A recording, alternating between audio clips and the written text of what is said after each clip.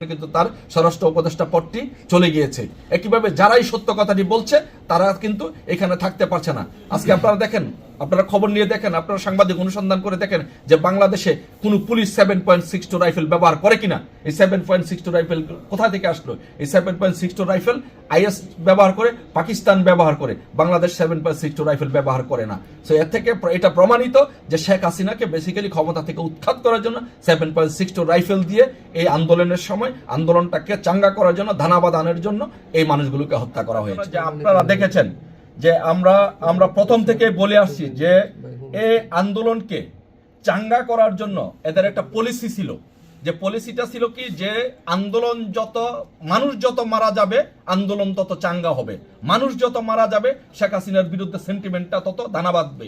সেই জন্য ওরা মেটিকুলাস ডিজাইনের মাধ্যমে 7.62 রাইফেল, যেটা বাংলাদেশের পুলিশ ব্যবহার করে না, সেই 7.62 রাইফেল আইএস থেকে এনে সেই 7.62 রাইফেল ব্যবহার করে বাংলাদেশের মানুষকে হত্যা করে শেখ হাসিনার বিরুদ্ধে যাতে আন্দোলনটা দানা বাঁধে, চাঙ্গা হয়, মানুষের সেন্টিমেন্ট যেন শেখ হাসিনার বিপক্ষে যায়, সেই জন্য বাংলাদেশে অসংখ্য মানুষকে হত্যা করে, হত্যার মাধ্যমে তারা এই আন্দোলনটি চাঙ্গা করেছে। এটি দেশবাসীর কাছে, বিশ্ববাসীর কাছে এটি পরিষ্কার। আপনারা জানেন যে ব্রিগেডিয়ার জেনারেল এম শাকাওয়াত আমরা একটি পিটিশন দায়ের করবো এবং এভিডেন্সগুলো উপস্থাপন করব।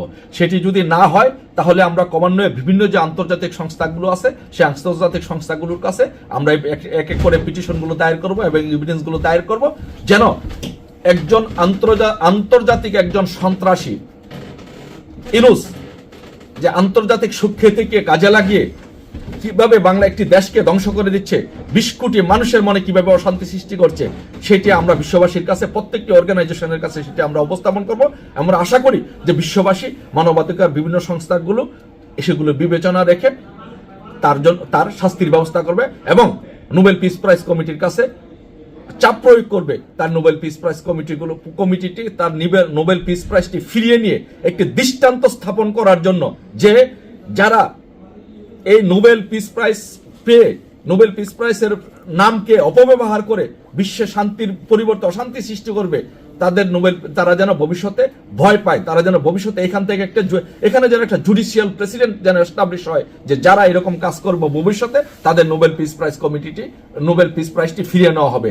সেই জন্য আমরা একটি জুডিশিয়াল প্রেসিডেন্ট এস্টাবলিশ করার জন্য, একটা দৃষ্টান্ত স্থাপন করার জন্য আমরা ইউনুসের সেই নোবেল পিস প্রাইজটি ফিরিয়ে নেওয়ার জন্য আমরা পৃথিবীর সকল আন্তর্জাতিক সংস্থার কাছে, মানবাধিকার সংস্থার কাছে আমরা এই পিটিশনটি দায়ের করব।